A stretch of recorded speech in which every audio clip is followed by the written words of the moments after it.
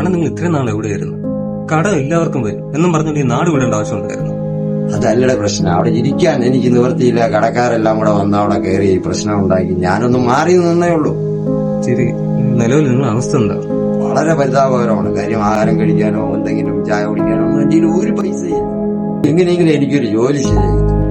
കാരണം ഉള്ള കാര്യം പറഞ്ഞു കഴിഞ്ഞാൽ നിങ്ങളെ പേരിൽ ഒരു ജോലി ചോദിച്ചു കഴിഞ്ഞാൽ ആരും തരൂല. കാര്യം ഞാൻ ഇപ്പൊ എന്ത് ചെയ്യേ? ഇനിയെങ്കിലും എനിക്ക് വേണ്ടി ഒരു ജോലിയുണ്ട്, പക്ഷെ നിങ്ങൾ വിചാരിക്കാൻ പോലാത്ര എളുപ്പമുള്ള പണിയല്ല. എന്ത് ജോലിയാണെങ്കിലും ഞാൻ ചെയ്തോളാം, ഒരു കുഴപ്പമില്ല. നിങ്ങളൊന്ന് വെയിറ്റ് കഴിഞ്ഞാൽ പോട്ടെ. ശരി, ഞാൻ അങ്ങോട്ട് വിളിക്കാം. എന്നാ ചെറിയൊരു സഹായം. എന്താണ്? നമ്മളൊരു ചേട്ടൻ വന്നിട്ടുണ്ട്. പുള്ളിക്ക് ഇവിടെ എന്തെങ്കിലും ഒരു ജോലി കൊടുക്കാൻ പറ്റും? ജോലി ഓൾറെഡി ഇപ്പൊ 2 പേർക്കുള്ള വർക്കേ ഉള്ളൂ ഇവിടെ നിലവില്. പുള്ളി വേറെ ഒരു നിവർത്തില്ലാതെ നിൽക്കുകയാണ്. എന്തെങ്കിലും ഒരു ജോലി ഇന്നൊരു ദിവസത്തേക്കായാലും ദിവസത്തേക്കുള്ള വർക്കേ ഉള്ളൂ. പിന്നെ അതുപോലെ തന്നെ ഓണമാണ്. അപ്പം ഓണാവധിയും കൂടെ ഇപ്പൊ തുടങ്ങാൻ പോവുകയാണ്. ആളാരാണ്? വേറെ ഒരു നിവൃത്തി ഇല്ലാത്തതുകൊണ്ട് പുള്ളി വന്ന് നിൽക്കുകയാണ്. ഇന്നത്തെ ഒരു ശമ്പളം കിട്ടുകയാണെങ്കിൽ പുള്ളി എങ്ങനെയെങ്കിലും ഒന്ന് അഡ്ജസ്റ്റ് ചെയ്ത് പോകുമായിരുന്നു. അതാണ് കൊണ്ടുപോകാൻ എന്ത് പറയാനാണോ? നോക്കാം. അത് മതി. ശരി.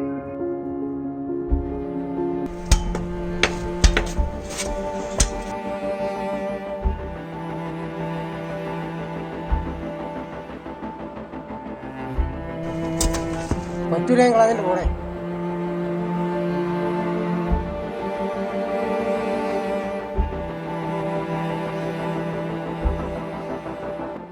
അവന് വയ്യെങ്കിൽ എണ്ണം പൊയ്ക്കോ, അല്ലെങ്കിൽ നിങ്ങൾക്ക് പൈസ തന്നേക്കാം.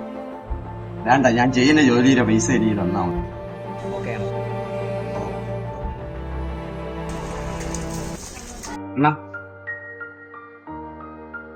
ഇനി എന്തെങ്കിലും ഉണ്ടെങ്കിൽ ഞാൻ വിളിക്കാം. എനിക്ക് കിട്ടിയ ശമ്പളം ഇത് ഗിരിക്കിട്ട് കഴിഞ്ഞു. എന്നാ അതൊന്നും വേണ്ട. ഈ പൈസ നിങ്ങളെ ഇരിക്കട്ടെ. ഓണമില്ലേ, വീട്ടിലെന്തെങ്കിലും വാങ്ങിച്ചു കൊടുക്കും. എല്ലാരും എന്നെ കൈവിട്ടപ്പോ നീ മാത്രമേ ഞാൻ ഒരിക്കലും മറക്കില്ല. നിങ്ങൾ അതൊന്നും ആലോചിക്കണ്ട. പോയിട്ട്